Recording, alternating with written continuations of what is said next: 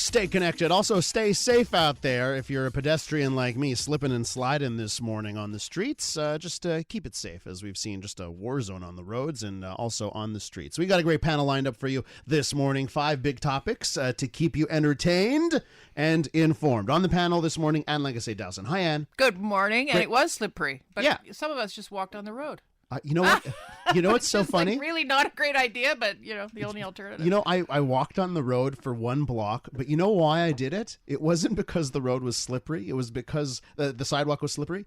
The sidewalk was caked in literally a centimeter of salt. They'd put down so much. You're worried about your footwear? Yeah, I was like, I don't want to walk on that. So I walked on the road because there was too much salt. I said, I'm not going to complain about it because I'll take the salt. But I thought that was so funny. Like, okay, now they're overdoing it. They really don't want a repeat of last year, but good for them. Hey, Trudie Mason, how you doing? Good morning. Yeah, the city of Montreal can't win, eh?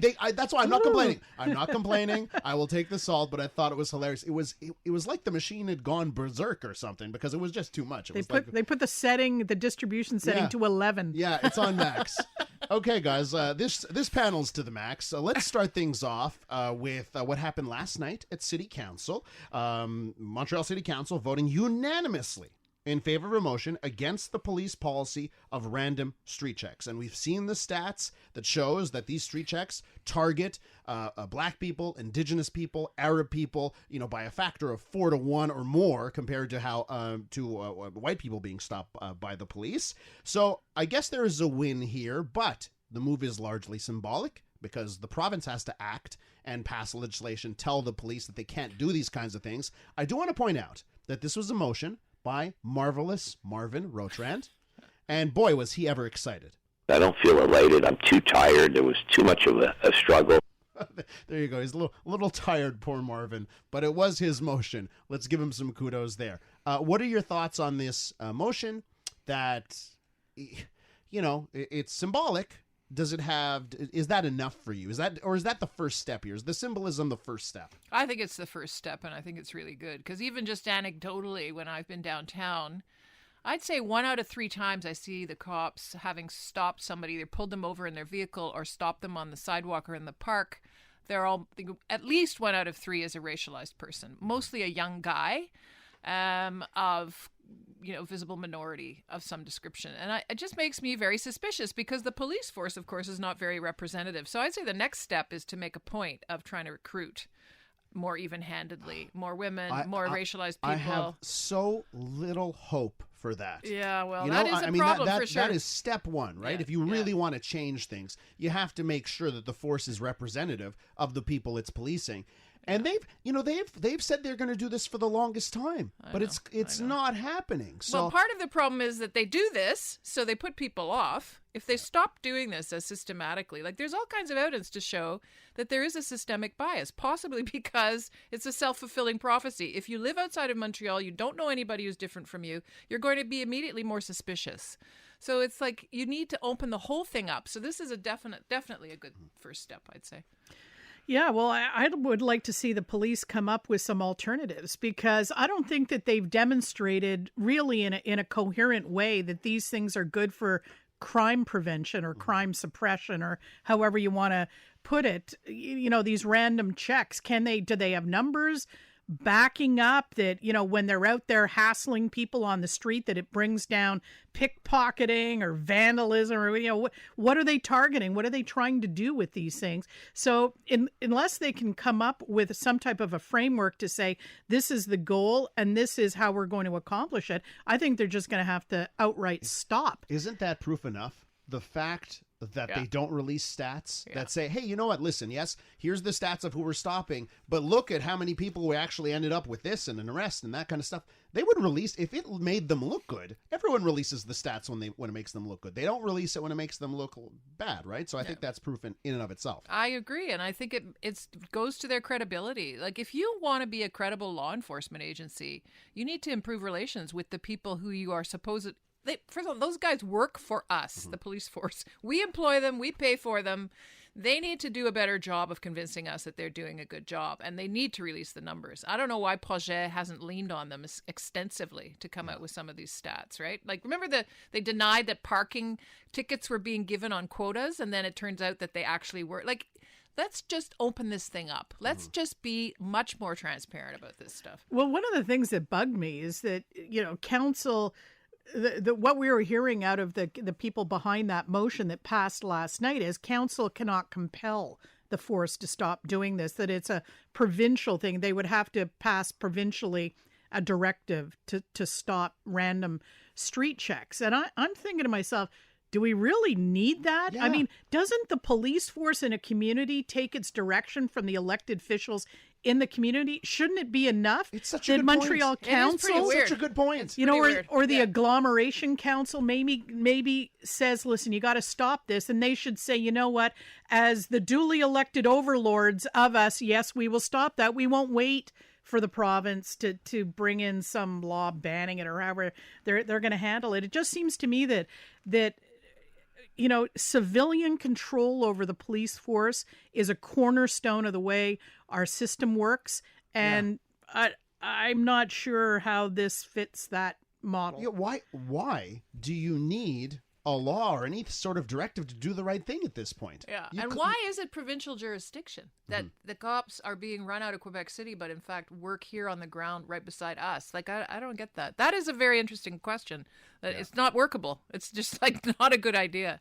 To your point, Anne, when I have seen this in public, when I've seen this in action, these random street checks, especially in the metro, it's always been a person of color, visible minority, right? Yeah. So I think there's definitely something there. There's definitely something that has to be done to fix this. But I just don't understand why we're still dragging our feet. With all the hearings, and how many different types of commissions and hearings do you need before you have a police force that says, okay, we're finally going to listen? Yeah, well, I think the problem is it's a siege mentality inside law enforcement. They do not want criticism, and they are not open to outside monitoring. And it's what Trudie said. If you don't have powerful civilian monitoring of police forces and law enforcement, then you've got potentially human rights violations. Continuing on the panel here, we've got Trudie Mason and Anne Lagace-Dowson in studio. I want to turn it to politics just for a sec here. We're learning this morning that Stephen Guilbeault, who was, a star candidate for the Liberals in this last election, a lot of people said he's going to get, an environment dossier, the environment dossier, or something else related to environment, a transition dossier, something like that, energy transition, something big, something meaty. Well, a report out this morning says that Stephen Guilbeault is going to get the Heritage Ministry, which is, the equivalent of, being put on desk work at the police station, right? It is not the most high-end dossier, high-end portfolio.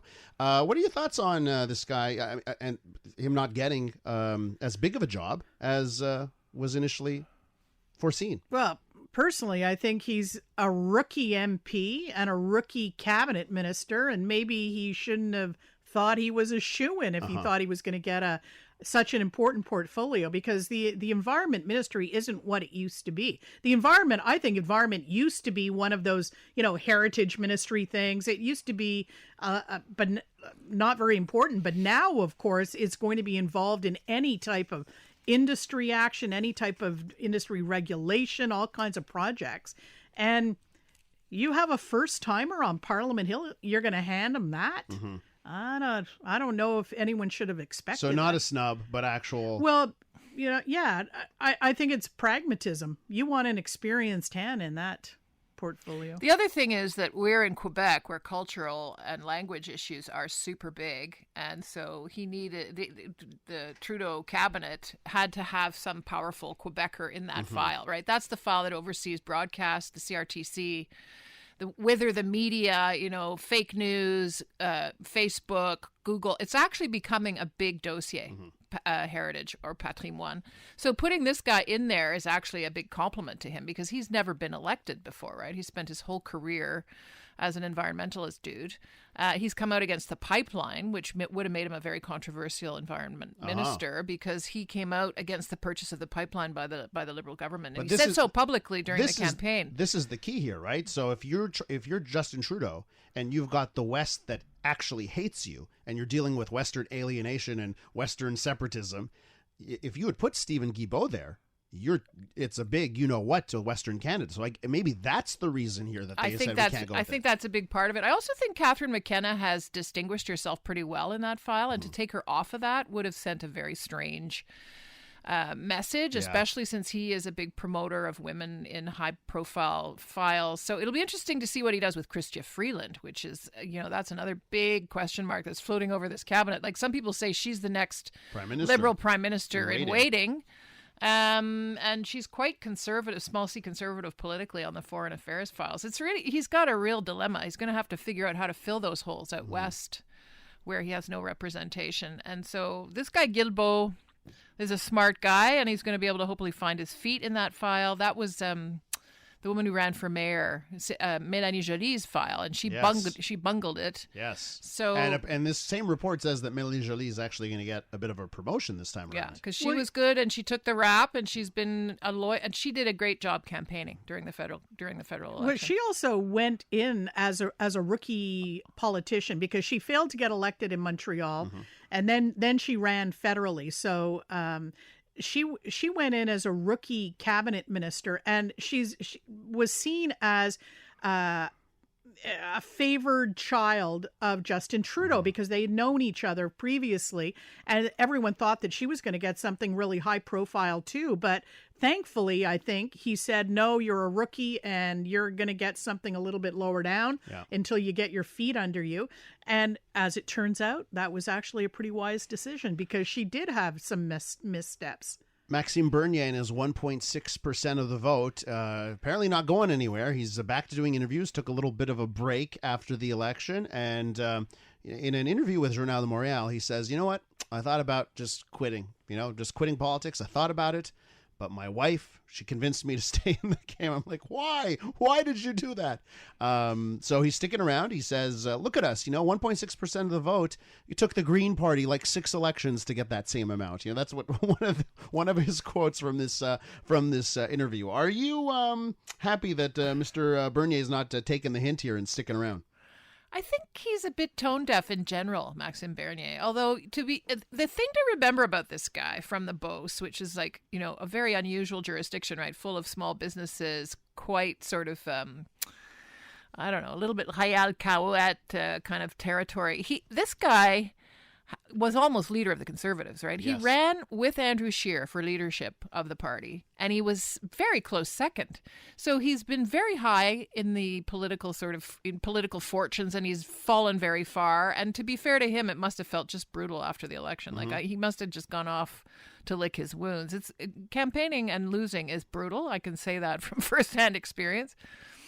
But I don't think Canadians, especially not Quebecers, are in the mood for that message, the message he's putting forward. I just don't think I don't think there's a lot of growth there, but hey. He says he's sticking around. He's going to run in by-elections around the country if he has to, try and get into the House of Commons. And he's also talking to folks out west, too. The whole Western alienation thing. He's sticking to his guns. Can you fault a politician for that? He says the Tories in their current incarnation are too lefty for him. Yeah. So I find that funny. Listen, I think he burned all his bridges, right, with ever going back into the Conservative fold. We know that. Yeah. But I would have thought that, that 1.6% of the popular vote in a year like this, where you had all of the, the favorable conditions to people, attaching themselves to this kind of populism, and you get 1.6%, I thought he'd look in the mirror and say, okay, what, if we keep going with this party, we're going to change our ideology at least a bit. But no, it's like full steam ahead. We're going to continue this. And to me, that is surprising. You're a politician. You came so close to winning the Conservative leadership. Clearly, you've been smart in your political career, and this is the dumbest decision he could make now. Well, I'm wondering, like, I think he's a true believer, and I think he must be independently wealthy, because how you make a living doing that is not too clear he's to got me. his fat pension, right? Because he was in office for 12 years. So he got his 2 terms in. He's got a base salary there. I'm assuming, the party is going to be paying him something. And also that party they did fundraise very effectively because they have huge corporate backing, which again is like a very interesting contrast. Like certain corporate interests like this guy's message, but the people of Canada, 1 vote per person, they're not so keen on it. Speaking of contrasts, Quebec, get some new stats out. We're number 1 in buying electric cars, but we're also right at the bottom when it comes to energy conservation. We got this cheap hydro, and we love using it like crazy. What do you think? Why do you think Quebecers are so wasteful when it comes to energy? We keep saying we care. We're green. We have no, there's no social acceptance of pipelines. But when it comes down to what we do in our own homes, these stats show from the energy conservation people show that Quebecers, we use it a lot. We're not turning down the heat by 1 degree. We're not doing these little things. Wait a minute, I am. It's freezing at my place. I just asked my kids. I'm really, really, really watching my hydro bill. And I think a lot of us are, actually. But I think what happens is if you live in Quebec, where it's hydroelectricity wall to wall, you get a bit cocky. I think you do sort of think, oh, well, we don't have to worry. We don't have nuclear power stations like they do in Ontario. We don't need to worry so much about this stuff. And that's not the greatest way to view things. And also, some of us are just on really tight budgets. So I think that study might not be entirely representative. Most of us heat electrically now. I don't know. Yeah. What's the percentage of people who have gas? And I have natural gas. Do you? Yeah. Do you know how it breaks down? Like how many of us heat electrically and how many...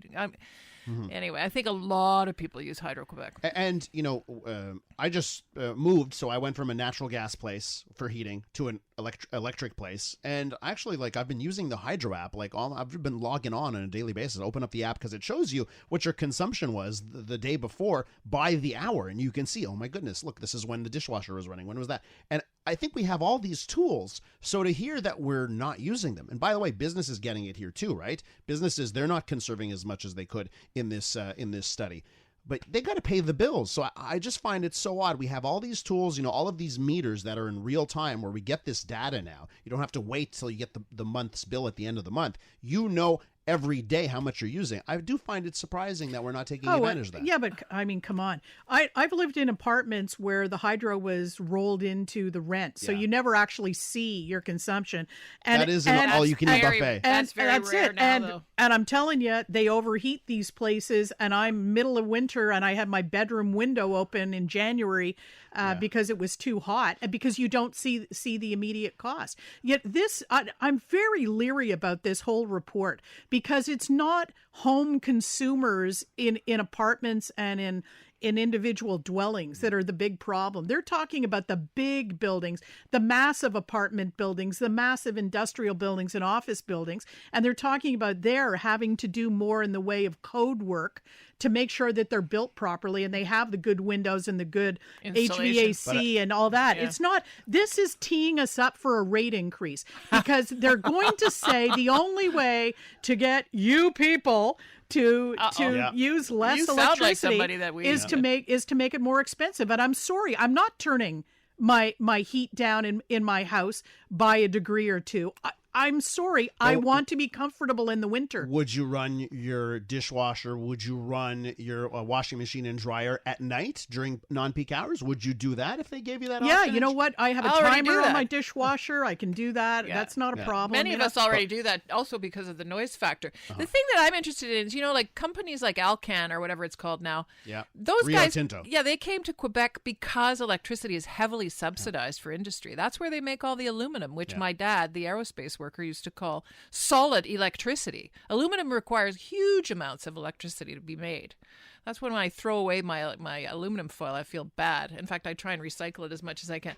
But we are funding these industries at the same time as we're trying to ding people. And I think probably Trudie's right. I think Hydro-Quebec is thinking, let's see if we can jack up the... I think when it's cheap, I know you may think it sounds like a setup here, Trudie, but when it is cheap, people don't care and they use more than they need to. Yeah, it's also when the cost is hidden. We don't see the cost to the environment of our hydroelectricity. We need materials to build the hydro network. We don't see that. Can I just say there's a woodpecker at the window? Oh, lovely. Look at that. Nature. My goodness. I have to get to this. One last thing for you this morning. Don Cherry is back. Podcast. It's a podcast. Apparently, it's coming out today. With his son or something? With his And son, and he's going to opine. grandchild. Now, don't we all deserve this, right? We force an 85-year-old man off air, so now he joins the ranks because everyone has a podcast. Now we've got to deal with a Don Cherry podcast. We deserve this, don't we? Who's going to migrate to I don't know. podcasts? I mean, it's interesting. It'll be a very narrow sort of demographic, the hardcore Don Cherry fans. And I don't think they're podcasty types, but maybe they'll become podcast. I mean, this guy is irrepressible, right? He will not go down. He's got it. He's popped right up again, like within a week or two. Like, you got to hand it to him. That's enormous resilience on his part. Trudie, you downloading? Well, I'd just like to point out that everybody except me in my family is super into podcasting. I think this is a generational thing, and his son and grandson probably know it. This is a huge deal. My son downloads all kinds of podcasts. He listens to them while he's on the bus going to work. First of all, we knew he wasn't going to shut up. Second of all kinds of people with views that are not acceptable in polite society end up on the web. Direct to consumer. Yeah, Can I just say, he seems to be dancing around his apology. Like, he keeps saying, well, I didn't mean to hit on immigrants, but okay, so just say you're sorry, and maybe you could go back on. Anyway, I don't get Don Cherry. And like I said, Dowson, Trudie Mason, thanks everyone for a lovely panel. Let's